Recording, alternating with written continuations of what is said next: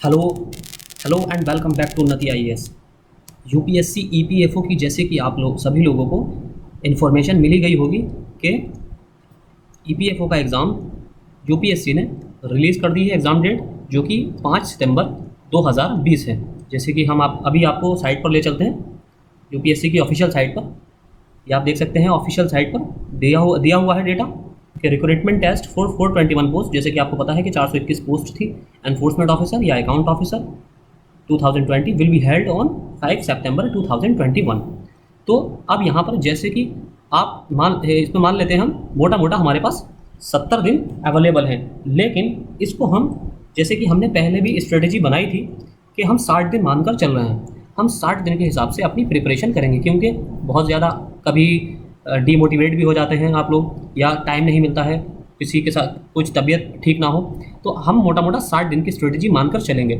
और एक बार फिर से हम स्ट्रेटजी डिस्कस करेंगे, और ये स्ट्रेटजी सिर्फ उन्हीं कैंडिडेट्स के लिए हैं जिनके बेसिक्स क्लियर हैं, जिनके बेसिक्स एकदम क्लियर हैं। हालांकि ये ऐसे लोग भी जो जिन्होंने बिल्कुल पढ़ा ही नहीं है, मतलब जिनको कम्पिटिटिव एग्ज़ाम की तैयारी शुरुआत करने जा रहे हैं और ईपीएफओ को ही अपना टारगेट बनाकर अगर एग्ज़ाम की तैयारी करना चाहते हैं, तो ऐसे बच्चे भी, ऐसे कैंडिडेट भी एग्ज़ाम में सफलता पा सकते हैं, क्योंकि इसका सिलेबस जो है बहुत ही कम टॉपिक है। और टॉपिक, हालांकि जो जीएस के टॉपिक हैं वो तो क्लियरली डिफाइन नहीं है, लेकिन बाकी सारे टॉपिक क्लियरली एकदम डिफाइन हैं। तो उसके हिसाब से थोड़ी ज़्यादा मेहनत करना पड़ेगी ऐसे स्टूडेंट्स जिन्होंने कभी कम्पिटिटिव एग्जाम दिया ही नहीं है, लेकिन जिनके बेसिक्स क्लियर हैं, वो बहुत ईजिली इन 60 दिन को बहुत अच्छे तरह यूटिलाइज करके इस एग्ज़ाम को क्रैक कर सकते हैं। तो वही स्ट्रेटेजी आज हम देखेंगे कि हम इस एग्ज़ाम को किस तरह 60 दिन में क्रैक कर सकते हैं। हम जैसे कि आपको पहले भी बताया था, हमने जो पहला स्ट्रेटजी का लेक्चर डाला था कि यूपीएससी ने अपने ऑफिशियल सिलेबस में 9 टॉपिक ब्रॉडली दिए हैं, और ये 9 टॉपिक कौन से हैं? जनरल इंग्लिश, अगर हम मोटा मोटा देखें तो जनरल इंग्लिश है, इंडियन फ्रीडम स्ट्रगल है, current events and developmental issues है, इंडियन पॉलिटी एंड इकोनॉमी है, जनरल अकाउंटिंग प्रिंसिपल्स है, और आपका Indian industrial relation and labour laws है, general science and knowledge of computer application है, general mental ability and quantitative aptitude है, और social security in India, Bharat में सामाजिक सुरक्षा। अब हम सबसे पहले तो वो देखेंगे जो हम आपको जिसकी बिल्कुल टेंशन लेने की ज़रूरत नहीं है, जिसमें जनरल अकाउंटिंग प्रिंसिपल, यहाँ से आपको 7 से 8 क्वेश्चंस देखने को आराम से मिल जाएंगे, और लगभग 10 क्वेश्चन भी हो सकते हैं। और industrial relation and labour laws, ये हमने एकदम कंप्लीट कर दिया है, यहाँ से भी आपको 7 से 8 क्वेश्चन देखने को मिलेंगे। और तीसरा है सोशल सिक्योरिटी, इसकी बेसिक्स हमने कंप्लीट कर दी है, लेकिन जो स्कीम्स हैं सोशल सिक्योरिटी, क्योंकि जो इसका आप ऐसे भी डिवाइड कर सकते हैं 30% और 70% रेशो में इसको, तो 30% जो सिलेबस है वो इसका बेसिक्स अंडरस्टैंडिंग पर डेवलप से रिलेटेड है, और 70% जो ये सिलेबस है सोशल सिक्योरिटी का वो आपका करंट की स्कीम से रिलेटेड है। तो इसलिए इस टॉपिक में करंट ज़्यादा इंपॉर्टेंट है, तो हम आपको स्कीम्स भी कराएंगे। हालांकि बहुत सी स्कीम्स हमने आपको कवर भी कराई हैं, लगभग 40 से 50 स्कीम हमने आपको कवर कराई हैं, और अलग अलग सेक्टर में, चाहे वो वीमेन से रिलेटेड हो, चाहे वो बच्चों से रिलेटेड हो, बच्चे में भी हमने कैटेगराइज करके कि गर्ल्स चाइल्ड से रिलेटेड स्कीम्स कवर कराई हैं अलग हमने आपको, और बॉय चाइल्ड से रिलेटेड अलग स्कीम कवर कराई हैं। इसी तरह हमने फिजिकली हैंडीकैप्ड पर्सन से रिलेटेड अलग स्कीम्स कवर कराई हैं, ऑर्गेनाइज सेक्टर और अनऑर्गेनाइज सेक्टर से रिलेटेड स्कीम्स अलग कवर कराई हैं हमने आपको, और ओल्ड एज पर्सन से रिलेटेड स्कीम्स हमने आपको अलग कवर कराई हैं। तो हमने भी बहुत ब्रॉडली सिलेबस को टच करने की कोशिश की है। अब हमारे पास बचते हैं कुछ ऐसे टॉपिक जिनको हमने अभी तक देखा ही नहीं है, मतलब हमने अपने लेक्चर में नहीं देखा है अपने चैनल पर। हालांकि मैं ये एक्सपेक्ट करके चल रहा हूँ, मैं ये एज्यूम कर रहा हूँ कि आप में से सभी लोग, ज़्यादातर स्टूडेंट्स अपने बेसिक्स क्लियर कर रखे होंगे और सभी सब्जेक्ट को कुछ ना कुछ टाइम दे रहे होंगे। तो सबसे पहले हम इन 120 क्वेश्चन की हम सबसे पहले जब स्ट्रेटजी बनाते हैं तो ये देखते हैं कि एग्जाम का पैटर्न क्या है, एग्जाम का सिलेबस क्या है, और सिलेबस में वेटेज किस सब्जेक्ट का ज़्यादा है। तो अगर हम इस स्ट्रेटजी को फॉलो करें तो आप देखेंगे कि यूपीएससी 2017 में 20 क्वेश्चन डायरेक्ट सिर्फ इंग्लिश से दिए थे, इंग्लिश का सेक्शन था, 10 क्वेश्चन आपके रीजनिंग से थे, और 10 क्वेश्चन मैथ से थे, क्वांट से, मैथ से थे। तो इस तरह अगर आप देखें तो 120 में से 40 क्वेश्चन का वेटेज जो है, यानी कि 1/3 क्वेश्चन सिर्फ आपके 2 या 3 टॉपिक से, इंग्लिश, जनरल इंग्लिश, मैथ और रीजनिंग, इन 3 से ही आ गए। तो अब आप इससे क्या समझ सकते हैं, इससे आप क्या कंक्लूजन ड्राइव कर रहे हैं? इसका मतलब ये है कि आपको सबसे ज़्यादा टाइम इन्हीं को देना है, लगभग 4 घंटे डेली आपको, या 3 घंटे, कम से कम 3 घंटे तो आपको हर हालत में इसको देना ही है। 60 दिन की स्ट्रेटजी हम आपको बता रहे हैं कि आपको कम से कम 8 घंटे डेली पढ़ना है।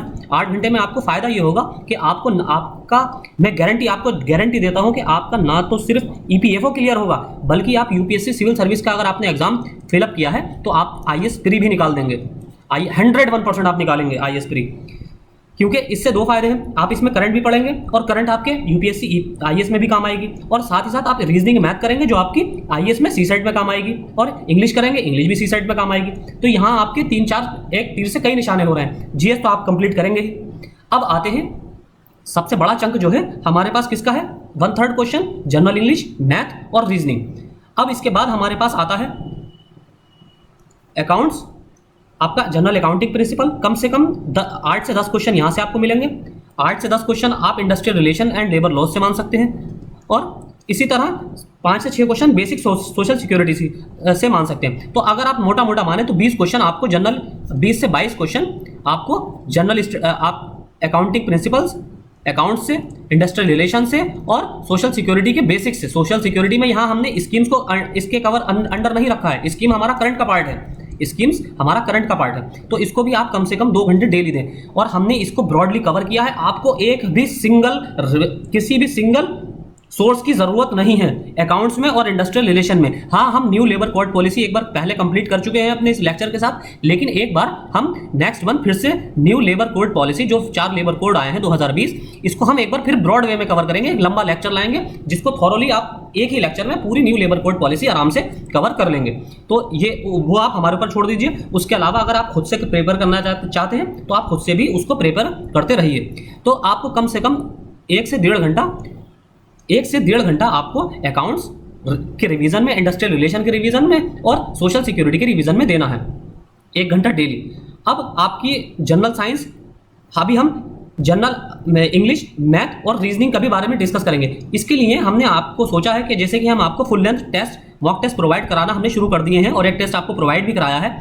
इसके लिए आपको मेरी पर्सनल ओपिनियन ये है कि आप जनरल इंग्लिश में मैथ और रीजनिंग, जनरल इंग्लिश के लिए आप चाहें तो एसपी बख्शी भी पढ़ सकते हैं, और उससे अच्छा मैं ये समझूंगा कि अगर आपके बेसिक अंडरस्टैंडिंग है इंग्लिश में, अगर आपके टेंस वगैरह क्लियर हैं, और तो आप सबसे अच्छा ऑप्शन आपके पास ये है, क्योंकि इसमें एलिमेंट्री टाइप की इंग्लिश और एलिमेंट्री मैथ और रीजनिंग आती है। यूपीएससी ईपीएफओ के एग्जाम हो या यूपीएससी आईएएस का एग्जाम हो, यूपीएससी अपने एग्जाम में बहुत एलिमेंट्री लेवल की मैथ और इंग्लिश पूछती है।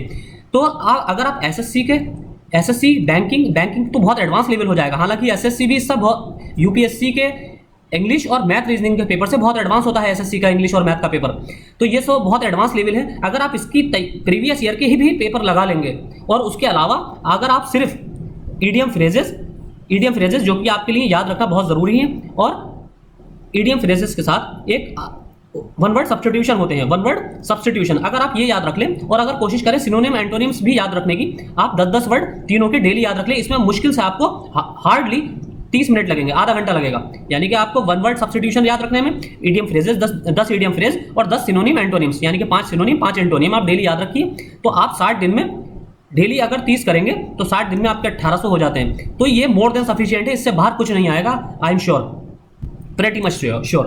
तो इससे बाहर आपका कुछ नहीं आना है। बाकी आप एसएससी के बैंकिंग के पेपर लगा लीजिए, सॉल्व कर लीजिए, और यूपीएससी के जो ईपीएफओ का पहले के 2 पेपर हैं वो, साथ ही यूपीएससी आईएएस में सी सेट का, प्री एग्जाम में सी सेट का मॉक टेस्ट लगा लीजिए या प्रीवियस ईयर पेपर लगा लीजिए, वो आपके लिए मोर देन सफिशिएंट है। आपके आराम से 20 में से 18 क्वेश्चन की तो मैं गारंटी लेता हूँ, 17 से 18 क्वेश्चन आराम से उसी से ही हो जाएंगे आपके।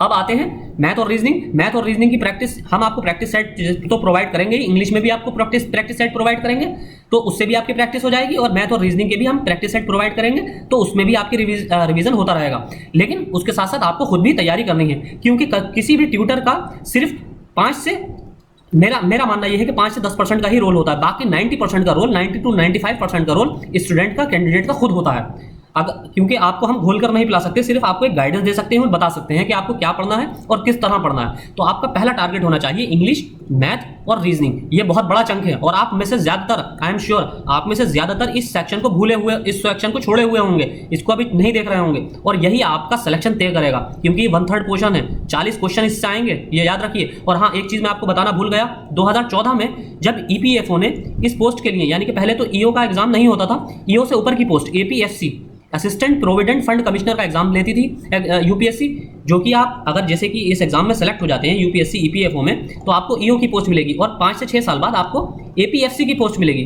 पहले डायरेक्ट एपीएफसी की पोस्ट पर रिक्रूटमेंट होता था, यह अब बंद कर दिया गया है। तो इसमें पिछली बार 2014 में जब इसका लास्ट एग्जाम हुआ था, तो इसमें 35 क्वेश्चंस, अराउंड 30 to 35 क्वेश्चन सिर्फ मैथ और रीजनिंग से आए थे। आप सोच सकते हैं कितना बड़ा चंक है।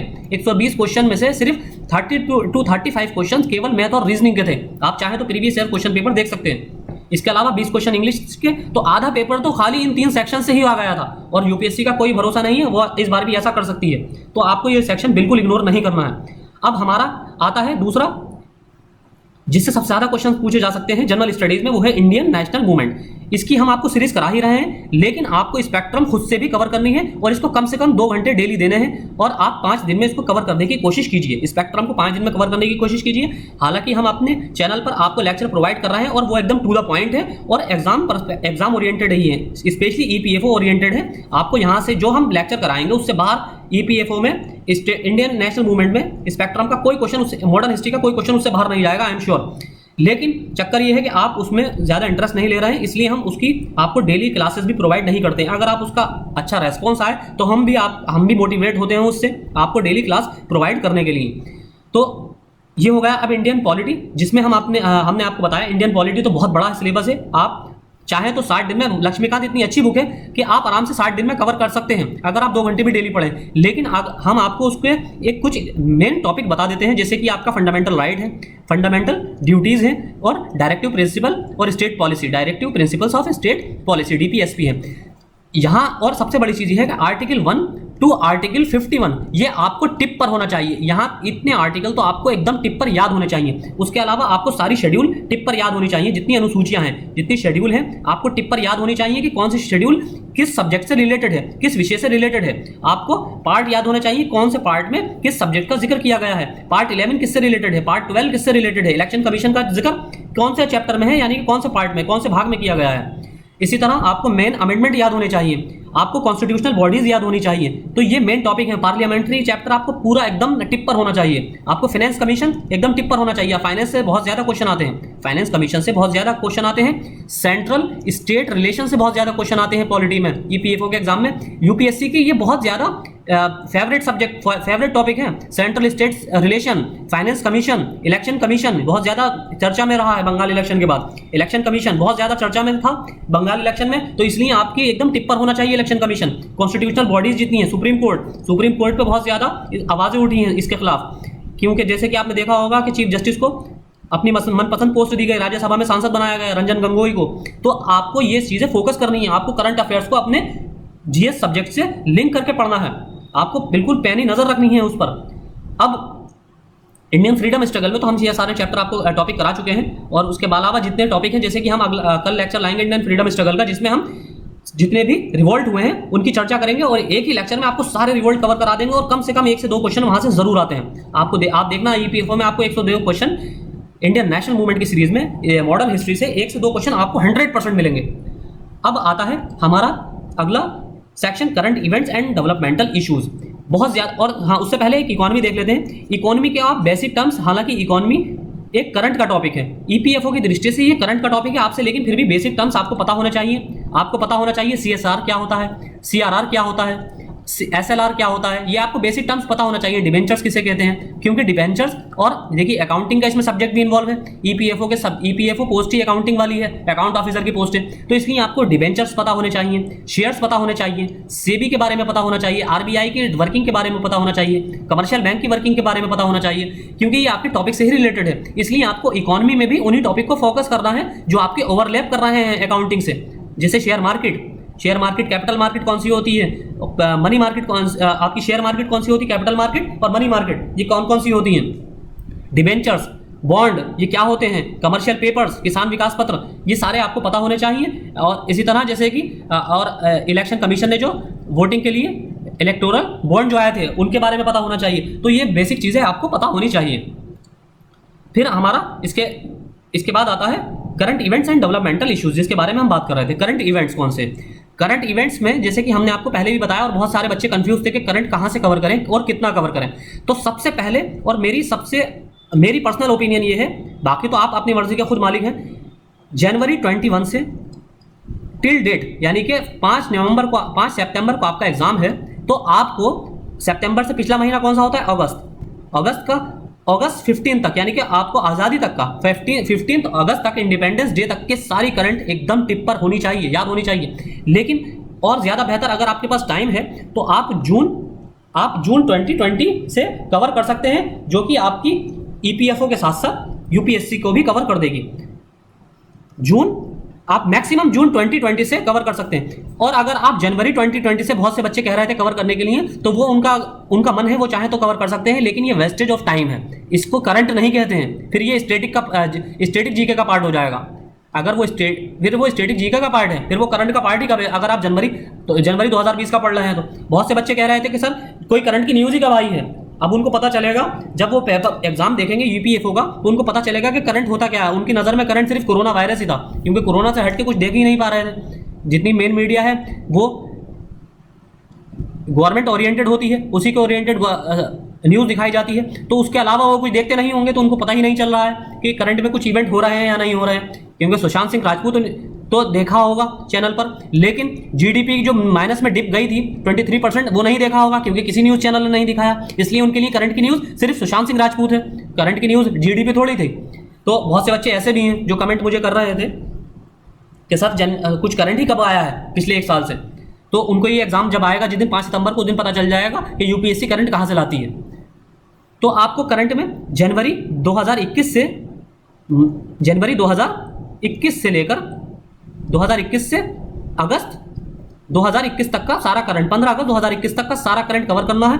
और अगर टाइम मिला इसके बाद आपको, तो आपको जून 2020 या जुलाई 2020 से भी कवर कर लेना है। लेकिन सबसे पहले आपको यही कवर करना है, और मेरे हिसाब से आप उल्टा कवर करना शुरू कीजिए। जैसे कि अभी जून चल रहा है, तो आप जून का पहले पढ़िए, उसके बाद जून 2021 का पढ़िए, उसके बाद मई 2021 का पढ़िए, फिर इसी तरह अप्रैल 2021 का पढ़िए। इस तरह पीछे बैक डेट में को आप जाइए, तो इससे आप ज़्यादा फायदे में रहेंगे। क्यों? क्योंकि जितना करंट लेटेस्ट होगा, उतने ही ज़्यादा, वहीं से ही ज़्यादा क्वेश्चन, अगर मान लीजिए करंट से 20 क्वेश्चन आते हैं या 30 क्वेश्चन आते हैं, तो 30 क्वेश्चन का कम से कम 50% जो वेटेज रहेगा वो पिछले 3 से 4 महीनों का ही रहेगा। यानी कि फरवरी या मार्च से लेकर अगस्त तक का जो करंट होगा, आधे से ज़्यादा क्वेश्चन आपको इसी करंट से ही मिल जाएंगे। तो इसलिए आप बैक डेट में पढ़ते हुए चलिए। इसके बाद हमारे पास आता है अगला सेक्शन, जो था अगला सेक्शन हमारा है करंट इवेंट्स, डेवलपमेंटल इश्यूज हो गए। इसके बाद हमें देखना है इंडस्ट्रियल रिलेशन, जो कि हमने आप हमारे लेक्चर से ही कवर कर सकते हैं। अब हमारा बहुत इंपॉर्टेंट है general science and knowledge of computer applications. यहाँ से आपको कम से कम 15 से 20 क्वेश्चन आराम से यहाँ से भी आपको मिलेंगे क्वेश्चन। उसकी वजह यह है कि जनरल साइंस का बहुत बड़ा पोर्शन यूपीएससी देती है एग्जाम में। तो आपको जनरल साइंस कैसे कवर करना है? एनसीईआरटी आपको क्लास 6 टू क्लास 10th की आपको एनसीईआरटी कवर करनी है। इकोनॉमी में भी हमने आपको बताया है, इकोनॉमी में भी आप एनसीईआरटी 9 टू 12 कवर कर सकते हैं। लेकिन 12th में माइक्रो इकोनॉमिक्स को आपको नहीं पढ़ना है, सिर्फ मैक्रो इकोनॉमिक्स पढ़नी है। माइक्रो इकोनॉमिक्स आपको नहीं पढ़नी है, मैक्रो इकोनॉमिक्स पढ़नी है। और साइंस में आपको क्लास 6 से क्लास 10 तक की एनसीईआरटी पढ़नी है। और 11th-12th में सेलेक्टेड चैप्टर्स पढ़ने हैं जो आपके एनवायरनमेंट से रिलेटेड हैं, और बायोलॉजी में आपकी ह्यूमन साइकिल से रिलेटेड हैं। तो आपको सिर्फ वही चैप्टर पढ़ने हैं। फिजिक्स और केमिस्ट्री और बायोलॉजी का सेक्शन सबसे ज़्यादा इंपॉर्टेंट रहता है यूपीएससी के लिए, और फेवरेट रहता है। इसलिए यहाँ से आपको जितने भी विटामिन वगैरह हैं, विटामिन इत्यादि से क्वेश्चन बहुत ज़्यादा पूछे जाते हैं। डेफिशिएंसी डिसीजेस, विटामिन से होने वाली की कमी से होने वाले रोग, इनके बारे में बहुत ज़्यादा क्वेश्चन पूछे जाते हैं। तो अगर हम मोटा मोटा देखें तो हमारे जो 9 टॉपिक हैं, जिसमें से जनरल इंग्लिश पहला है। जनरल इंग्लिश से हमारे 20 क्वेश्चन पूछे जाएंगे। मैथ और रीजनिंग हम दोनों एक साथ ले रहे हैं, मैथ और रीजनिंग, इससे हमारे टोटल 20 क्वेश्चन पूछे जाएंगे। Accounts, industrial relation and labour laws और सोशल सिक्योरिटी के बेसिक्स यहाँ से भी कम 20 क्वेश्चन पूछे जाएंगे। अब आपका आता है कंप्यूटर नॉलेज के, हम आपको क्लासेस कराएंगे, और जनरल साइंस का भी अगर टाइम मिला तो हम आपको क्लासेस कराएंगे। तो आपका आता है इंडियन नेशनल मूवमेंट, यहाँ से कम आपके 10 से 15 क्वेश्चन पूछे जा सकते हैं। 10 से 15 क्वेश्चन आपको आने की संभावना है। इसी तरह इंडियन पॉलिटी और इकोनॉमी, इससे भी आपको 10 से 15 क्वेश्चन आराम से मिल जाएंगे। 10 से 15 क्वेश्चन। फिर आपका करंट इवेंट्स, इससे आपको कम से कम 25 क्वेश्चन मिलने की संभावना, 20 से 25 क्वेश्चन आपको आराम से मिल सकते हैं। और फिर आपका बचता है जनरल साइंस बचता है, और साथ में क्या बचता है आपका कंप्यूटर नॉलेज। तो कंप्यूटर नॉलेज यहाँ से भी बाकी बचे हुए क्वेश्चन यहाँ से आने की संभावना है। तो इस तरह हमारा पूरा टोटल 60, 30, 90, 110 और 10 क्वेश्चन लगभग साइंस से 10 से 15 क्वेश्चन आपको मिल जाएंगे। या हो सकता है कि आपको 20 क्वेश्चन तक यहाँ साइंस से भी मिल जाएं, साइंस और कंप्यूटर के मिलाकर, क्योंकि कंप्यूटर का भी पोर्शन कम से कम 5 से 7 क्वेश्चन कंप्यूटर से भी आते हैं। तो लेकिन अब हम आपको जैसे फुल लेंथ मॉक टेस्ट करा रहे हैं, तो उसमें आपका क्या क्या कवर होगा, जनरल इंग्लिश और मैथ। आपको खुद से भी प्रैक्टिस सेट प्रीवियस, आपको एक्स्ट्रा कुछ नहीं पढ़ना है। आप चाहें तो इंग्लिश के लिए एसपी बख्शी पढ़ सकते हैं केवल, लेकिन वो भी मेरे हिसाब से आपको इतना सफिशिएंट नहीं है, क्योंकि इतना कॉस्ट बेनिफिट नहीं होगा, इसमें टाइम ज्यादा आपका खर्च होगा। आप उससे बेहतर ये है कि आप एसएससी के, बैंकिंग के, या जितने भी रेलवे एग्जाम के जितने भी आपको प्रीवियस ईयर पेपर मिले जिसमें इंग्लिश और मैथ रीजनिंग आती हो, वो आप सारे लगा दें, चाहे वो क्लरिकल एग्जाम के हो या फिर बैंक पीओ या बैंक क्लर्क के एग्जाम के, किसी भी एग्जाम के हो, आप ये सारे लगा लें। तो आपका ये कम, इन 40 में से मैं गारंटी लेता हूं कि आप 35 प्लस क्वेश्चंस करके आएंगे, क्योंकि रीजनिंग और मैथ यहां से तो कोई क्वेश्चन छूटने की संभावना ही नहीं है। बाकी बचा इंग्लिश में आपसे हो सकता है कि 1 से 2 क्वेश्चन छूट जाएं, तो उसकी कोई चिंता करने की जरूरत नहीं है, क्योंकि यूपीएससी का कोई भी सदस्य स्वयं भी 120 के 120 क्वेश्चन सॉल्व नहीं कर सकता, क्योंकि उनको पता ही नहीं होता है पेपर सेट कौन कर रहा है। सबके पास अपना अपना कार्य होता है पेपर सेट करने का, 2 से 3 क्वेश्चन, 4 क्वेश्चन अपने अपने सब्जेक्ट के सबको अलग अलग सेट करने के लिए दिए जाते हैं। तो यूपीएससी के सदस्यों को भी नहीं पता होता है, इसलिए वो भी 120 क्वेश्चन नहीं सॉल्व कर सकते। तो अगर आप अपनी ईगो पर ले लेंगे कि 120 के 120 करने हैं, तो आप घर पर ही बैठे रहेंगे और हर साल तैयारी ही करते रहेंगे। इसलिए आपको मैक्सिमम 90 प्लस 90 to 100 के क्वेश्चन सॉल्व करने हैं, और आराम से सिलेक्शन आप ले जाएंगे, आराम से सिलेक्शन ले जाएंगे। तो और ये बहुत बड़ा चंक है, और इसमें इतना बड़ा आप आराम से कर सकते हैं। क्यों? क्योंकि आपके पास देखिए रीजनिंग और मैथ 20 क्वेश्चन ये कम पूरे के पूरे किए जा सकते हैं। अब आता है आपका अकाउंट्स, इंडस्ट्रियल रिलेशन, यहां से पूरे के पूरे क्वेश्चन किए जा सकते हैं। इंडियन नेशनल मूवमेंट, यहां से पूरे के पूरे क्वेश्चन किए जा सकते हैं। इंडियन पॉलिटी, यहां से आपके पूरे के पूरे क्वेश्चन किए जा सकते हैं। आपका जनरल साइंस, यहां से पूरे क्वेश्चन किए जा सकते हैं। कंप्यूटर से पूरे क्वेश्चन किए जा सकते हैं। एक अकेला सेक्शन है जहां से आप पूरे क्वेश्चन नहीं कर सकते, वो है करंट अफेयर्स। करंट अफेयर्स आप कम से कम 70 to 80% कर सकते हैं। मैं यहां से मान सकता हूं कि आपके यहां से कुछ क्वेश्चन छूट जाएं, कुछ ऐसा मान सकता हूं कि आप एक्यूरेसी के कारण कुछ आपसे गलती हो जाए, कि आपकी 100% एक्यूरेसी किसी की भी नहीं होती है। तो आप अगर जल्दबाजी में, या फिर बर्डन ऑफ टाइम, या फिर आपको एग्जाम हॉल और हॉल ओरिएंटेड जो फोबिया होता है, तो उससे की वजह से आपके कुछ क्वेश्चन छूट सकते हैं। अदरवाइज आपके 195 प्लस क्वेश्चन करना या 90 प्लस क्वेश्चन करना ईपीएफओ के एग्जाम में कोई बड़ी बात नहीं है। और अगर आपने अकाउंट्स, इंडस्ट्रियल रिलेशन और लेबर लॉज हमारे लेक्चर कवर किए हैं, तो आप ये देखेंगे, आप एग्जाम के बाद खुद मुझसे कहेंगे हमारे चैनल पर कि आपको कितना बड़ा सपोर्ट मिला है। इसको आपने चैनल जितना ज्यादा आप रिवीजन कर सकें, अकाउंट्स को रिवीजन करिए। मैं गारंटी लेता हूं 90% सिलेबस आपको इससे बाहर नहीं मिलेगा। अगर 10 क्वेश्चन अकाउंट्स के आएंगे, तो उसमें से 8 से 9 क्वेश्चन इन्हीं लेक्चर से आपको मिल जाएंगे, और डायरेक्टली, चाहे वो न्यूमेरिकल हो चाहे थ्योरी बेस्ड हो। हमने थ्योरी भी पूरी कवर की है, कॉन्सेप्ट भी पूरे कवर किए हैं, क्योंकि देखिए 11th 12th की बेसिक एनसीईआरटी से ही क्वेश्चन आएगा। इसके बाहर एक भी क्वेश्चन अकाउंट से नहीं आना है, ये आप लिख कर ले लीजिए मुझसे। एक भी क्वेश्चन अकाउंट्स का इससे बाहर नहीं आएगा। एडवांस लेवल का कोई क्वेश्चन नहीं आएगा। अगर बहुत से बच्चे सोच रहे हैं एडवांस लेवल क्वेश्चन पूछेगी यूपीएससी, तो वो गलत फहमी में है। एडवांस लेवल अगर उन्हें अकाउंट्स में पूछना होता, तो वो सिर्फ बीकॉम या एमकॉम ऑनर्स को ही इसमें एलिजिबल, इनकी एजुकेशनल क्वालिफिकेशन में रिक्वायरमेंट होती, उनकी बीए रिक्वायरमेंट नहीं होती, सिंपल ग्रेजुएट रिक्वायरमेंट नहीं होती। उनको पता है कि उन्हें सिर्फ बेसिक्स पूछने हैं, और बेसिक आपको पता होने चाहिए, बेसिक कॉन्सेप्ट अकाउंट्स के पता होने चाहिए। और अकाउंट ही रिलेटेड, इकोनॉमी का कुछ पोर्शन अकाउंट से रिलेट करता है, ओवरलैप करता है, तो आपको इकोनॉमी बिल्कुल अच्छे से टिक पर होनी चाहिए जीएस के पर्सपेक्टिव में, ना कि ऑप्शनल के पर्सपेक्टिव में। तो आप ऐसा नहीं कि इकोनॉमी को ही चाटते रहें, तो आपको बिल्कुल जीएस के पर्सपेक्टिव में इकोनॉमी एकदम क्लियर होनी चाहिए। तो हमने जो सिलेबस अपना टारगेट जो बनाया है, वो आप कम से कम 2 से 3 घंटे आपको मैथ, इंग्लिश और रीजनिंग को देने हैं। मैथ, इंग्लिश, रीजनिंग को देने हैं। कम से कम 1 घंटा आपको स्पेक्ट्रम को देना है, स्पेक्ट्रम को कम से कम 1 घंटा आपको अकाउंट्स को देना है, ये डेली। अब लेकिन अगर आप ये चाहें तो इसको इस तरह भी डिवाइड कर सकते हैं कि आप 3 सब्जेक्ट डेली पढ़ें। 2 से 3 घंटा आप मैथ, रीजनिंग, इंग्लिश पढ़ लीजिए, 2 घंटे आप स्पेक्ट्रम पढ़ लीजिए और 2 घंटे अकाउंट्स पढ़ लीजिए। फिर इस तरह एक एक सब्जेक्ट को जैसे जैसे कंप्लीट होता जाए आप चेंज करते जाइए। या फिर आप अगर ज्यादा पढ़ना चाहते हैं, अलग अलग थोड़ा डिफरेंट, तो आप ऐसा भी कर सकते हैं कि कई सब्जेक्ट्स को एक साथ लेकर 1-1 घंटे भी कवर कर सकते हैं। लेकिन आपको करंट जो है, करंट आपको डेली कम से कम 2 घंटे पढ़नी है। करंट का बहुत बड़ा रोल रहने वाला है। मैंने आपको बताया भी कि 20 से 25 क्वेश्चन आने हैं। 25 क्वेश्चन का मतलब यह है कि आपका लगभग 1/2 पोर्शन, सॉरी 1/2 नहीं, 1/5 पोर्शन आना है। 1/5 पोर्शन इससे आ सकता है। तो इसलिए आपको बहुत अच्छे से इसको कवर करना है। अगर 25 क्वेश्चन भी आए तो लगभग 1/5वां हिस्सा हो जाएगा। तो ये बहुत बड़ा पोर्शन होता है। देखिए 100 नंबर का पेपर है और 120 क्वेश्चन है, यानी कि हर 3 क्वेश्चन के लिए, हर 4 क्वेश्चन के लिए आपको 3 नंबर मिलेंगे, यानी कि 3/4। हर 3 को सही 4 सही क्वेश्चन पर आपको 3 नंबर मिलेंगे, तभी तो 100 नंबर होंगे। और हर गलत क्वेश्चन पर, हर एक गलत क्वेश्चन, जैसे कि आप 1 नंबर का जो क्वेश्चन होगा वो 4 क्वेश्चन मिलकर 3 नंबर देंगे आपको, 3 नंबर। और नेगेटिव मार्किंग है, जैसे कि आपको पता है 1/3 नेगेटिव मार्किंग है। तो अगर 3 सही गलत हो जाते हैं तो आपका फिर वैसे ही चला गया, और 1 तो माइनस में ही रहेगा फिर आपका क्वेश्चन। तो इस तरह आपको कवर ऐसे करना है कि इसमें जो आपको ये कवर करना है वो बिल्कुल स्ट्रेटेजी के साथ करना है, जैसे कि हमने आपको बताया।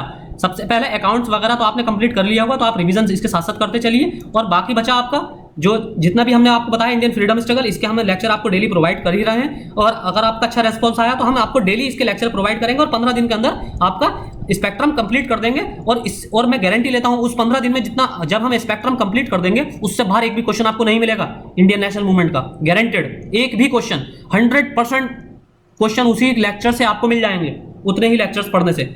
अब और बचा आपका जनरल इंग्लिश, मैथ, रीजनिंग। ये आपसे मैं बार बार कह रहा हूं, आप प्रैक्टिस पेपर लगाइए, आपको एक्स्ट्रा कुछ पढ़ने की जरूरत नहीं है। देखिए आपको अकाउंट्स में एक्स्ट्रा कुछ पढ़ने की जरूरत नहीं है, आप सिर्फ हमारे लेक्चर फॉलो कर लीजिए। आपको लेबर लॉज, इंडस्ट्रियल रिलेशन में कुछ पढ़ने की जरूरत नहीं है, आप हमारे लेक्चर फॉलो कर लीजिए। और अगर आप चाहते हैं परचेज करना हमसे पीडीएफ, तो आप हमसे पीडीएफ भी परचेज कर सकते हैं। लेकिन अगर आप नहीं चाहते हैं तो आप हमारे सिर्फ लेक्चर फॉलो करिए, बार बार रिवाइज करिए, आप आराम से। उसके बाहर आपको कुछ भी पढ़ने की जरूरत नहीं है। न्यू लेबर कोड पॉलिसी हम आपको एक बार फिर से कराएंगे, और इंडियन नेशनल मूवमेंट का हम करा ही रहे हैं। आप चाहें तो खुद से भी पढ़ सकते हैं। 200-220 रुपए के आसपास ये किताब है स्पेक्ट्रम की, आप चाहें तो परचेज कर सकते हैं। हिंदी में भी है, इंग्लिश में भी अवेलेबल है, ऑनलाइन भी अवेलेबल है, आप आराम से ले सकते हैं। इंडियन पॉलिटी आप लक्ष्मीकांत से कवर कर सकते हैं, बाकी वरना हम आपको कवर करा देंगे जो मेन टॉपिक है। इकोनॉमी आपका करंट का पार्ट है, तो आप इसको करंट का जहां जहां मुद्दा हो, आरबीआई की जो पॉलिसी आई हो, मॉनिटरी पॉलिसीज आई हो, इसी तरह। हाँ, करंट में एक चीज और हम आपको बताना भूल गए, करंट में जितनी भी रिपोर्ट्स आई हैं, जैसे कि जेंडर डेवलपमेंट रिपोर्ट आती है, यूएनडीपी की रिपोर्ट आती है, यूनेस्को की रिपोर्ट आती है, ये आपको रिपोर्ट बहुत ज़्यादा फोकस करनी है, क्योंकि रिपोर्ट्स में इंडिया की हालत बहुत ज़्यादा गंभीर आ रही है। हर जगह रैंकिंग में इंडिया पिछड़ता जा रहा है पिछले 2 साल से। तो हालांकि इस पिछली पूरी एनडीए गवर्नमेंट में ही इंडिया रैंकिंग में सिर्फ डूइंग बिजनेस रिपोर्ट को छोड़कर सब जगह बहुत ज़्यादा नीचे गिरावट आई है, चाहे ग्लोबल हंगर इंडेक्स रिपोर्ट हो, चाहे आपकी और कोई भी रिपोर्ट हो। तो इसमें आपको बहुत ज़्यादा रिपोर्ट्स पर फोकस करना है। तो best of luck for your exam. तो 5 सितंबर के लिए आप बने रहिए। हमारा लेक्चर आपको कल से स्पेक्ट्रम का फिर से प्रोवाइड हो जाएगा, और हम आपको बीच में मॉक टेस्ट भी कोशिश करेंगे कि आपको कम से कम अल्टरनेट हफ्ते में 3 मॉक टेस्ट आपको प्रोवाइड कराएं, वरना 2 तो हम 100% आपको mock test, full length mock test आपको प्रोवाइड कराएंगे। तो आज के लेक्चर में इतना ही। Thank you and best of luck for your exam. Thank you.